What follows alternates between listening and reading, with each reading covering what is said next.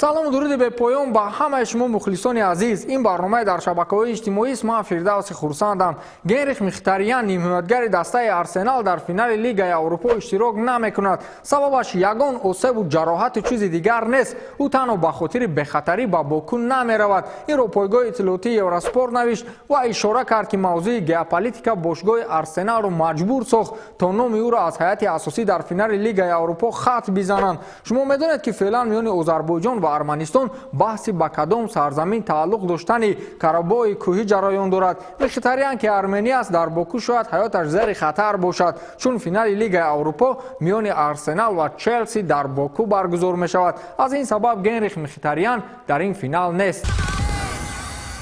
гап дарозам шавад, як чиро бароятон мегӯям. дар хурдӣ вақте бо ягон ҳамсоламон бачаҳои калонтар ҷанг мемонданд, аввал кӯшиш мекардем ки рақиби худро рӯхан шикаст бидиҳем. масалан мегуфтем ки ҳозир ман дилатро меканам ё ҷигаратро мекафонам. ба ҳамин маънӣ баъди вақте бузург шудем инҳоро ёд оварда механдем ва мегӯем кӯдакӣ зур буд. ҳамин рӯз фаҳмидам ки ҳатто боксчиҳои сатҳи касбӣ аз ин услуби кӯдакии мо истифода мебурданд. Деонтей Уайлдер, варзишгари вазнинсанги амрикоӣ, дар бораи рақобаташ ки дирӯз баргузор шуд сухан гуфта буд ва ҳарифи худ Доминика Брезиларо ба қавли рӯхан шикаст дода буд. агар ба шарте ӯ шикаста бошад. хуб, Деонтей чӣ гуфт? дар ин мориба ҳаёти Брезила зери хатар аст. ман мехоҳам ки дар рӯйхати ғолибиятҳои ман марг ҳам бошад. бокс ягона варзише аст ки метавонӣ касеро бикушӣ ва барои ин ба ту пул медиҳанд ва ҳатто шӯҳрат ҳам зиёд мешавад. барои чӣ аз ин чиз истифода набарем? гуфта буд Деонтей Уайлдер. баъдан рақобат баргузор шуд. Деонтей Уайлдер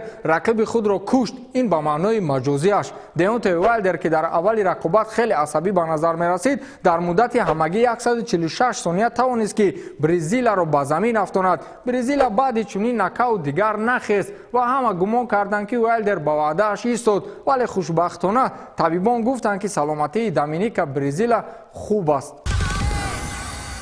Ник Кириос баъди бозибадар гаштанаш аз корти теннис ҳангоми рақобат афсӯс хӯрд. ёдовар мешавем ки Ник Кириос дар сети дуюм дар мусобиқаи Мастерси Рим ба қарори доварон изҳори норозигӣ кард ва аз майдон қаҳр карда рафт. аз ин сабаб ӯро аз идомаи мусобиқа маҳрум намуданд. баъдан энықтараш замоне ки асабҳо ором шуд, дар твиттер изҳори таассуф хӯрд. ӯ навиштааст ки бисёр рӯзи сарбортарин буд. ман танҳо ҳаминро мегӯям, имрӯз фазои бозӣ аҷоиб буд, вале мутаассифона ҳамаш бар зарари ман анҷом ёфт. маро бубахш Рим, мумкин оянда боз во бихӯрем, гуфтааст Ник Кириос дар инстаграми худ. Дэвид Бекхэм, собиқ футболбози Манчестер Юнайтед, аз замонҳои корияш бо сер Алекс Фергюсон як қиссаи аҷиб нақл кард. соли 2000 вақте мо дар доираи суперҷоми Англия муқобили Челси тайёрӣ медидем, ман мӯи сари худро бо услуби ирокез оро дода будам. аз тарзи оне ки Фергюсон ороиши мӯи маро набинад, ман ҳамеша ба сар кӯлоҳ доштам. дар вақти тамрин, вақти хӯрохӯрӣ, вақти сайру гашт ҳамеша кӯлоҳ мепӯшидам ки мабодо Фергюсон набинад. рӯзи бозӣ ман ба утоқи либосивазкунӣ рафтам ва то ҷониби Фергюсон ирокези маро надида буд. ман пеш аз бозӣ баромадан кӯлоҳи худро аз сар гирифтам. Алекс Фергюсон инро дид ва дарҳол ба ман гуфт ки дарҳол он чизе дар сарат ҳаст нест кун. ман писхан задам ва ӯ бо қаҳр гуфт, ман ҷиддӣ мегӯям, рав ин ороиши мӯятро нест кун. хулоса ҳамон соат ман дастгоҳи сартарошӣ ёфтам ва ирокезро нест кардам. сармураббӣ ҳамеша ҳақ аст. рӯзҳои охир дар мавриди ба майдон баргаштану нагаштани дарвозабони дастаи Портуи Португалия Икер Касилиас маводҳои бешумор нашр мегарданд. ҳама интизори он аст ки Касилиас ба футбол бармегардад ё на. ниҳоят он хабари шуме ки ҳамагон интизораш буданд баромад ва тибқи маълумотҳо фаъолияти варзишии Касилиаси дастон хотима ёфт. инро пойгоҳи иттилоотии Марка нашр кард. ба иттилои манбаъ, Икер Касилиас бо сабаби бемории қалб дигар наметавонад ки дарвозаи Портуро ҳимоя намояд. ин дар ҳолест ки раҳбарияти бошгоҳи Порту дарвозабони нав меҷӯяд. аз дасти мо чӣ меояд? мо фақат ҳаминро мегӯем ки раҳмат Касилиас барои номи нека дар футбол. ёдовар мешавем ки Икер Касилиас чанд вақт пеш дар вақти тамрин ба сактаи дил дучор шуд ва аз он замон дигар дар майдон нест.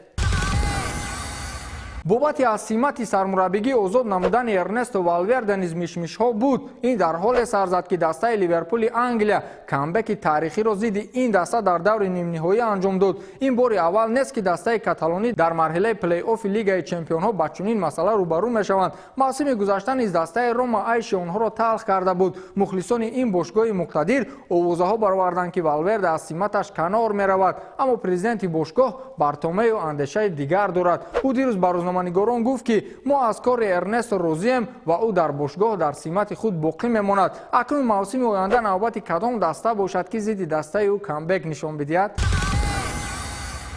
Арнольд Шварценеггер, собиқ варзишгар аз намуди варзиши бадансозӣ, актёр ва губернатори Калифорния, дар мавриди марде ки бо ду пояш ба пушти ӯ зарба зад, сухан гуфт. инро мо аз пойгоҳҳои иттилоотӣ хабар ёфтем ки ким кадом як мард дар вақти гузарондани мусобиқаи Арнольд Классик дар Африқои Ҷанубӣ ба пушти Арнольд бо ду пояш зарба задааст. ин дар ҳолест ки мусобиқаи Арнольд Классик ҳар сол гузаронида мешавад ва муассис ва ташкилотчии ин мусобиқа худи Арнольд Шварценеггер аст. Арнольд дар мавриди ин ҳодиса чунин изҳори ақида намуд. сараввал манзараат мепурсам ва инро мегӯям ки ҳеҷ ҷои тааҷҷуб нест. ман фикр кардам ки аз зиёд будани одамон чунин шароит фароҳам омад, вале муайян шуд ки касе маро задааст. аз ҳама асос ин ки ӯ аблаҳ пахши мустақими маро дар снепчат вайрон накард, гуфтааст Арнольд Шварценеггер. аҷиб, Арнолди бузурга кӣ мезадааст?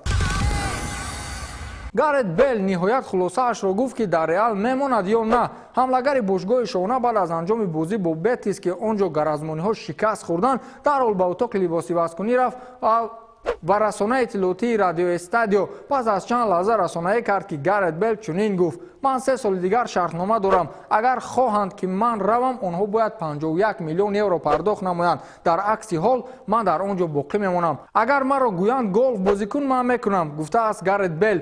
ҳеҷ зидан бо ҳамин Бейл рост наомада. то дидори навбатӣ хайр.